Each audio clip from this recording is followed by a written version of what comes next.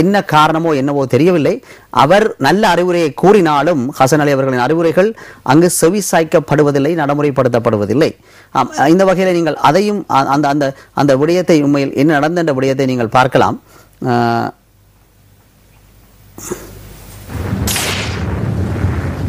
பாராளுமன்ற குழுவறையொன்றில் மாவட்ட அபிவிருத்தி குழு கூட்டங்களுக்காக அரச பாராளுமன்ற உறுப்பினர்கள், அமைச்சர்கள், பிரதேச செயலாளர்களுக்கு ஒரு அறை ஒதுக்கப்பட்டு 3 அரசு அதிகாரிகள் அவர்களுக்கு ஒதுக்கப்பட்டுள்ளதாக பசில் ராஜபக்ச கூறினார்.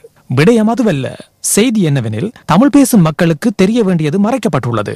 50க்கும் மேற்பட்ட சகோதர மொழி பாராளுமன்ற உறுப்பினர்களுக்கு முன்னிலையில் நடந்த இக்கூட்டத்தில் பொத்துவில் பிரதேசத்தில் உள்ள ரெஸ்டாரண்ட், ஹோட்டல்களுக்கான மதுபான விற்பனை அனுமதி பத்திரம் வழங்கும்படி அம்பாறை மாவட்ட முஸ்லிம் பாராளுமன்ற உறுப்பினரின் கோரிக்கைக்கு பசில் ராஜபக்ச கூறினார். அகில இலங்கை ஜமியத்துல் உலமா சபைக்கு தெரிய வந்தால் கதை கந்தலாகிவிடும் என்றும், முஸ்லிம் மக்களுக்கு தெரிய வந்தால் எதிர்த்து விடுவார்கள் என்றும் கூறினார். கூட்டத்தில் பங்கு பெற்றிய சில பாராளுமன்ற உறுப்பினர்கள்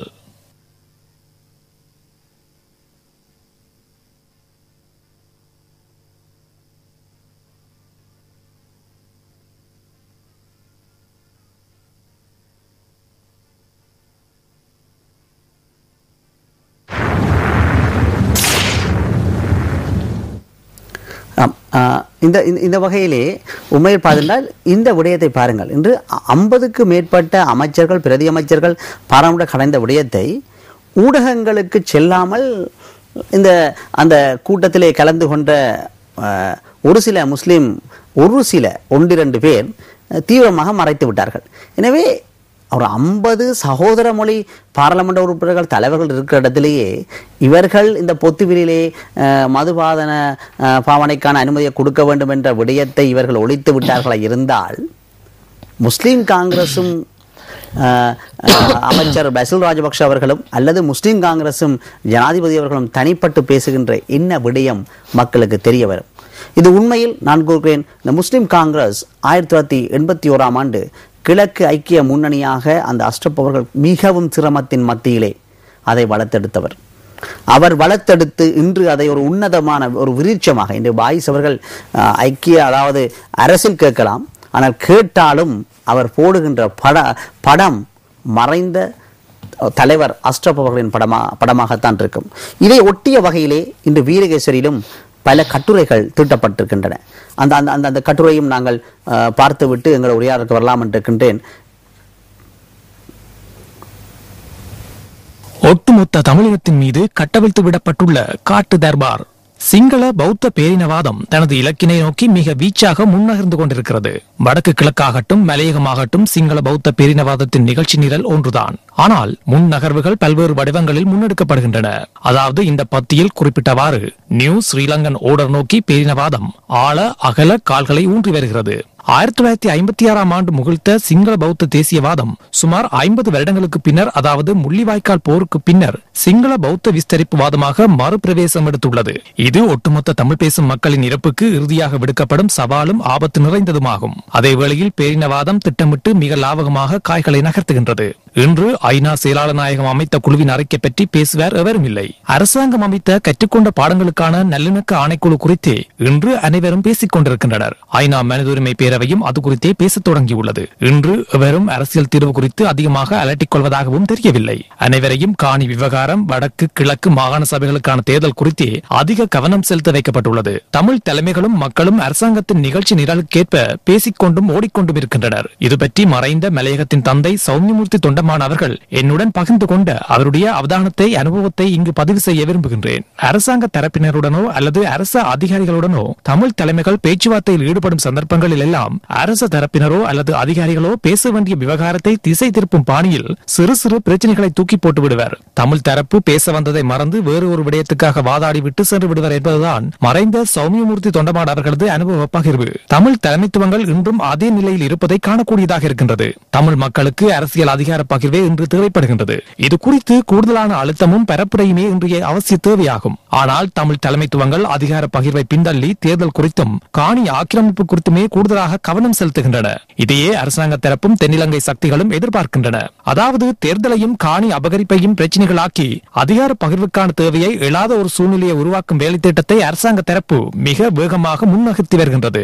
உண்மையில் தமிழர் தரப்பு அரசியல் தீர்வை முதன்மைப்படுத்துவதுடன் ஏனைய விவகாரங்களையும் சமாந்தரமாக கையாள முன்வர வேண்டும். இல்லையேல் முதலுக்கே மோசம் போய்விடுவதாக அமையும். காணி விவகாரம் என்பது வடக்கு கிழக்கு மக்களை மாத்திரமல்ல மலையக மக்களையும் கபலீகரம் செய்ய தொடங்கிவிட்டது. அதிர்ஷ்டவசமாக வடக்கு கிழக்கு குறித்து அதிகமாக பேசப்படுகின்றது.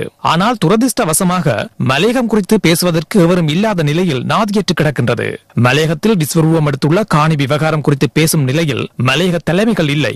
சிவில் சமூகங்களும் வாய்மூடி மௌனிகளாக இருப்பது வருந்தத்தக்கது. காணி சுவீகரிப்புக்கு எதிராக தொழிலாளர்கள் திரண்டெழுந்த போதும் தொழிற்சங்க தலைவர்கள், பிரதிநிதிகள், தோட்டத்து தலைவர்கள் என அணிவகுத்து நிற்கும் சுயநலமிகளின் சோரத்திற்குள் தொழிலாளர்களின் போராட்டம் செல்லா காசாகி போய்விடுகின்றது. மிக விரைவில் தோட்ட காணிகளில் நட்சத்திர ஹோட்டல்களும் விடுதிகளுமாக உருவெடுப்பதுடன் தேயிலை காணிகளுக்குள் பெரும்பான்மை இனத்தவர்கள் ஏகபோக உரிமையாளர்களாக மாறி குடியேறிவிடுவர். தொழிலாளர்கள் அத்த கூலிகளாக அலையவிடப்படுவதுடன் இம்மக்களது இருப்பு அளிக்கப்பட்டு அரசியல் உரிமையும் கேள்விக்குறியாகிவிடும். எனவே காணி அபகரிப்பு, சுவீகரிப்பு என்பது வடக்கு கிழக்கு மலையகம் என ஒட்டுமொத்த தமிழ் பேசும் மக்கள் மீதும் கட்டவிழ்த்து விடப்பட்டுள்ள காட்டு தர்பாராகும். இன்றைய பத்திரிகையிலே வீரேசரி பத்திரிகையின் பிரதம ஆசிரியர் தேவராஜ் அவர்கள் தனது கோலத்திலே எழுதிய விடயம், அது ஆணித்தரமாக அவர் கூறிய விடயம் என்னென்று சொன்னால், இன்று நடக்கின்ற யதார்த்த அரசியலை தேவராஜ் அவர்கள் அதை நல்ல அவருடைய ஒவ்வொரு சண்டையும் அவருடைய பக்கத்திலே அவர் பல முக்கியமான விடயங்களை எழுதி வருகிறார். அந்த வகையிலே அவர் எழுதிய விடயத்தை தான் நாங்கள் தற்பொழுது நாங்கள் பார்த்தோம். ஒரு சிறிய ஒரு இடைவேளை பின்பு நிகழ்ச்சியை நாங்கள் தொடரலாம் என்று இருக்கின்றோம். இந்த வகையிலே இதற்கு முன்பு ஏற்கனவே இன்னொரு விடயத்தை நாங்கள் கூற வேண்டும். அதாவது இன்று பத்திரிகையிலே முஸ்லீம் மக்கள் எந்த வகையில் அமைய வேண்டும் என்ற ஒரு கட்டுரையும் வந்திருக்கு. அதையும் பார்த்துவிட்டு வருவோம்.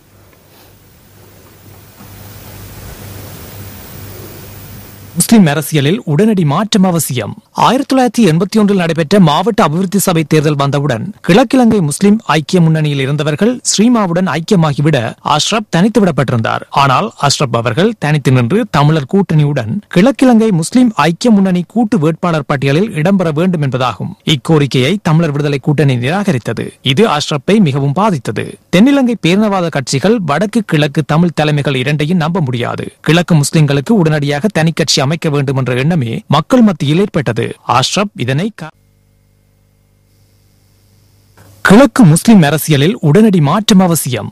1981 நடைபெற்ற மாவட்ட அபிவிருத்தி சபை தேர்தல் வந்தவுடன் கிழக்கிழங்கை முஸ்லிம் ஐக்கிய முன்னணியில் இருந்தவர்கள் ஸ்ரீமாவுடன் ஐக்கியமாகிவிட அஷ்ரப் தனித்து விடப்பட்டிருந்தார். ஆனால் அஷ்ரப் அவர்கள் தனித்து நின்று தமிழர் கூட்டணியுடன் கிழக்கிழங்கை முஸ்லிம் ஐக்கிய முன்னணி கூட்டு வேட்பாளர் பட்டியலில் இடம்பெற வேண்டும் என்பதாகும். இக்கோரிக்கையை தமிழர் விடுதலை கூட்டணி நிராகரித்தது. இது அஷ்ரப்பை மிகவும் பாதித்தது. தென்னிலங்கை பேரினவாத கட்சிகள் வடக்கு கிழக்கு தமிழ் தலைமைகள் இரண்டையும் நம்ப முடியாது. கிழக்கு முஸ்லிம்களுக்கு உடனடியாக தனி கட்சி அமைக்க வேண்டும் என்ற எண்ணமே மக்கள் மத்தியில் ஏற்பட்டது. அஷ்ரப் இதனை காரிய சித்தமாக்கும் சுக்கானை பிடிக்க தொடங்கினார். அவரின் முதல் கோஷமே இப்படித்தான் இருந்தது. கிழக்கில் பாதிக்கப்பட்ட முஸ்லிம்களுக்கு குரல் கொடுக்க ஆட்சி அதிகாரத்தில் எவரும் இல்லை.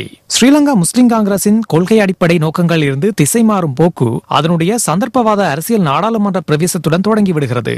இக்கட்சியினை அது எதிர்த்ததோ, எந்த முஸ்லிம் பிரதிநிதிகளை கையாலாகாத பேசா மடந்து என்றதோ, அதைவிட மிக மோசமாக தென்னிலங்கை சந்தர்ப்பவாத அரசியலுடன் அது சமரசம் செய்து கொண்டது.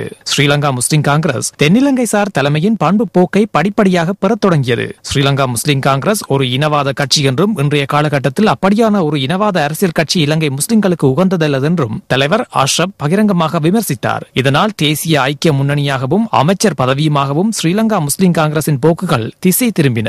ஜனாதிபதி பிரேமதாசவுக்கு எதிராக நாடாளுமன்றத்தினால் கொண்டுவரப்பட்ட நம்பிக்கையில்லா பிரேரணை முன்வைக்கப்பட்ட போது முஸ்லிம் காங்கிரசின் தேசிய தலைவர் அஷ்ரப் அம்பாறை கரையோர மாவட்டம் கிழக்கு முஸ்லிம்களின் முக்கிய காணி பிரச்சனைகள் தீர்வுக்கான கோரிக்கை எதையும் முன்வைக்காமல் அப்துல் மஜீத் மன்சூர், மஹரூப் ஆகியோர் அப்போது நடைபெறவிருந்த பொது தேர்தலில் கிழக்கு மாகாணத்தில் முஸ்லிம் காங்கிரஸை எதிர்த்து போட்டியிடக்கூடாது என்பதைத்தான் முன்வைத்து ஜனாதிபதி பிரேமதாசவுக்கு ஆதரவாக நடந்து கொண்டார். இந்த கோரிக்கைக்கு அமைவாக அப்துல் மஜீத், மன்சூர், மஹரூப் ஆகியோர் தேர்தலில் போட்டியிடாமலே தேசிய பட்டியல் மூலமாக நாடாளுமன்ற அங்கத்தவர்களாகவும் அமைச்சர்களாகவும் நியமிக்கப்பட்டனர். இது கிழக்கு மாகாணத்தில் முஸ்லிம் காங்கிரஸ் நாடாளுமன்ற தேர்தலில் வெற்றி பெறுவதற்கு பெரும் அனுகூலமாக அமைந்ததை அன்றி முஸ்லிம்களின் பிரச்சனைகளுக்கு எந்தவித தீர்வையும் ஏற்பட உதவவில்லை. இதை உண்மையில் நான் இன்றைய வீரேசரி பத்திரிகையிலே MIM மொஹிதீன், அதாவது கூடுதலான முஸ்லீம்கள் மக்களின் அரசியல் மற்றும் அவர்கள் கலாச்சாரங்களை ஆவணப்படுத்தி கொண்டிருக்கின்ற முஸ்லீம் கட்சி என்ற ஆரம்பத்திலே ஆரம்பித்து பின்பு அஷ்ரப் அவர்களால் தனது கட்சிக்குள் உள்வாங்கப்பட்டவரின் ஆதங்கம் அதாக இருக்கிறது. உண்மையில் இதற்கு அடுத்ததாக நாங்கள் பார்த்தோம் என்றால் இன்று உண்மையில் கட்சி செயற்பாடுகளில் முஸ்லீம்கள் ஆர்வம் கொண்டுவது ஆரோக்கியமானதா என்ற வகையிலே சஹாப்தீன் அவர்கள் எழுதியிருக்கிற கட்டுரையும் நாங்கள் பார்க்கலாம் என்றிருக்கின்றோம். அதையும் பார்த்துவிட்டு நாங்கள் உண்மையில் வாய்ஸ் அவர்களின் உரையாடலுக்கு வரலாம் என்றிருக்கிறோம். சஹாப்தீன் அவர்கள் கட்சி செயற்பாடுகளில் முஸ்லீம்களின் ஆர்வம் கொண்டது ஆரோக்கியமானது என்பது வந்திருக்கிறது. அதையும் பார்ப்போம். கட்சி செயற்பாடுகளில் முஸ்லிம்களின் ஆர்வம் குன்றுவது ஆரோக்கியமானதா? முஸ்லிம்களின் பிரச்சனைகளை எடுத்து கூறி தீர்வுகளை பெறக்கூடியதும் முஸ்லிம்களின் இருப்பினை உறுதிப்படுத்தக்கூடியதுமான அரசியல் கட்சிகளும் தலைமைகளும் தான் இன்றைய சூழலில் இலங்கை முஸ்லிம்களுக்கு அவசர தேவைகளாக இருக்கின்றது. யுத்தத்திற்கு பின்னர் முஸ்லிம்கள் அச்சமின்றி தங்களின் நாளாந்த நடவடிக்கைகளில் ஈடுபடலாம் என்று முஸ்லிம்கள் கொண்டிருந்த நம்பிக்கைகள் மிக தீவிரமாக குறைந்து கொண்டு வருகின்றன. இறுதி யுத்தத்தின் பின்னர் அரசாங்கத்துடன் இணைந்திருக்கும் முஸ்லிம் கட்சிகள் பயங்கரவாதம் ஒழிக்கப்பட்டு விட்டது, இனிமேல் மூவின மக்களும் நிம்மதியாக வாழலாம், இடம்பெயர்ந்து வாழ்கின்ற தமிழ் முஸ்லிம்கள் தங்களின் முன்னைய இடங்களில் குடியேறலாம் என்றெல்லாம் பெருமை பேசிக் கொண்டன. யுத்தம் முடிவுக்கு கொண்டுவரப்பட்டதன் பின்னர் முஸ்லிம்கள் எதிர்கொண்டு வந்த சில பிரச்சனைகள் இப்போது இல்லாதிருக்கின்ற போதும் சில பிரச்சனைகள் பூதாகரமாக காணப்படுகின்றன. எந்த சமூகம் தமது தலைவிதியை பற்றி சிந்திக்க தவறிவிடுமோ அச்சமூகம் தனக்குத்தானே தலையில் மண்ணை வாரி போட்டுக் கொள்கின்றதாகவே அமையும். முஸ்லிம் கட்சிகள் தங்கள் கட்சியை சேர்ந்த நாடாளுமன்ற உறுப்பினராகவும் மாகாண சபை உறுப்பினராகவும் உள்ளூராட்சி சபைகளின் உறுப்பினராகவும் வேறு அமைப்புகளின் உறுப்பினர்களாகவும் வருதல் வேண்டும் என்று காட்டுகின்ற ஆர்வத்திற்கும் சமூகத்தின் மீது காட்டுகின்ற ஆர்வத்துக்கும் இடையே மலைக்கும் மடுவுக்குமான வேறுபாடாகவே காணப்படுகின்றது. கிழக்கு மாகாணத்தில் முஸ்லிம் கட்சிகளின் முக்கியஸ்தர்கள் கட்சி மாறிக்கொண்டிருக்கின்றார்கள். கொள்கை அடிப்படையில் கட்சி மாறுகின்றார்களா என்று பார்த்தால் குறிப்பிட்ட கட்சியில் தமக்கு சரியான அந்தஸ்து வழங்கப்படவில்லை என்பது போன்ற காரணங்களே மிக பிரதானமாக முன்வைக்கப்படுகின்றன. சமூகத்தின் மேம்பாட்டுக்காக எவரும் கட்சி மாறவில்லை. அத்தகையதொரு கொள்கையில் முஸ்லிம் கட்சிகளும் இல்லை. முஸ்லிம்களுக்கு இன்று பல அரசியல் கட்சிகள் காணப்படுகின்றன. இக்கட்சிகள் சமூகத்தின் மேம்பாட்டிற்காக ஆற்றிய பங்களிப்புகளை விடவும் அக்கட்சிகள் சமூகத்தினால் பெற்ற நன்மைகள் அதிகமாகும். முஸ்லிம் சமூகம் முகவரியற்றவர்களாக இருந்த பலருக்கு அமைச்சர் என்றும் பிரதி அமைச்சர் என்றும் நாடாளுமன்ற உறுப்பினர் என்றும் மாகாண சபை உறுப்பினர் என்றும் உள்ளூராட்சி மன்றங்களின் உறுப்பினர் என்றும் இணைப்பாளர் என்றும் முகவரிகளை பெற்றுக் கொடுத்துள்ளன. ஆனால் இவர்கள் சமூகத்துக்கு ஆற்றிய சேவைகள் யாவை என்று கணக்கிட்டால் உருப்படியாக எதனையும் கூறுவதற்கில்லை. ஒரு ஊருக்கு கொண்டு வரும் அபிவிருத்தி சமூகத்தின் அபிவிருத்தி அல்ல. கட்டிடங்களும் பாதை அமைப்புகளும் தொழில் வாய்ப்புகளும் சமூகத்தின் இருப்பையும் பாதுகாப்பையும் உறுதி செய்யாது. இன்று போற்றப்படும் அபிவிருத்தி நாளை நிராகரிக்கப்படும். ஆதலால் சமூகத்தின் இருப்பையும் பாதுகாப்பையும் உறுதி செய்யக்கூடிய நடவடிக்கைகள் எடுக்கப்பட வேண்டியுள்ளது. இன்று முஸ்லிம் சமூகம் காணி பிரச்சனைகளையும் பள்ளிவாசல் பிரச்சனைகளையும் மேல் குடியேற்ற பிரச்சனைகளையும் எல்லா பிரச்சனைகளையும் இவற்றோடு தொடர்புடைய இன்னும் பல அடிப்படை பிரச்சனைகளையும் நாட்டின் பல இடங்களிலும் எதிர்கொண்டிருக்கின்றது. இப்பிரச்சனைகள் தீர்க்கப்படும் என்று முஸ்லிம் அரசியல் தலைமைகளும் கட்சிகளும் அரசாங்கமும் பலமுறை வாக்குறுதி அளித்த போதிலும் குறிப்பிட்ட இப்பிரச்சனைகள் முஸ்லிம் சமூகத்தின் கழுத்தை மேலும் நெரித்துக் கொண்டிருக்கின்றன. இவைகள் பற்றி கவலை கொள்ளாது தேர்தலில் எதை சொல்லி வெற்றி பெறலாம் என்று சிந்தித்து முஸ்லிம் கட்சிகளும் அவற்றின் தலைமைகளும் பிரதேசங்களின் வீதிகளை முத்தமிட்டு மண் வாசனை கதைகளையும் ஒற்றுமையின் அவசியத்தையும் சொல்லுவதற்கு ஆரம்பித்துள்ளன. முஸ்லிம்கள் பெரும்பான்மையாக வாழ்கின்ற அதேவேளை சிங்களவர்கள் வசிக்காத திருகோணமலை மாவட்டத்தில் மூதூர் ஜபல்மலையில் பௌத்த விகாரை அமைக்கப்படுவதற்கான சகல ஏற்பாடுகளும் இடம்பெற்றுக் கொண்டிருக்கின்றது. காலி மாவட்டத்தில் பெந்தர எல்லுப்பிட்டி எனும் இடத்தில் வர்த்தகத்தில் ஈடுபட்டுக் கொண்டிருக்கும் முஸ்லிம்கள் அங்கிருந்து வெளியேற வேண்டும் என்று சுவரொட்டிகள் மூலமாக எச்சரிக்கப்பட்டுள்ளதாக ஊடகங்கள் செய்திகளை வெளியிட்டுள்ளன.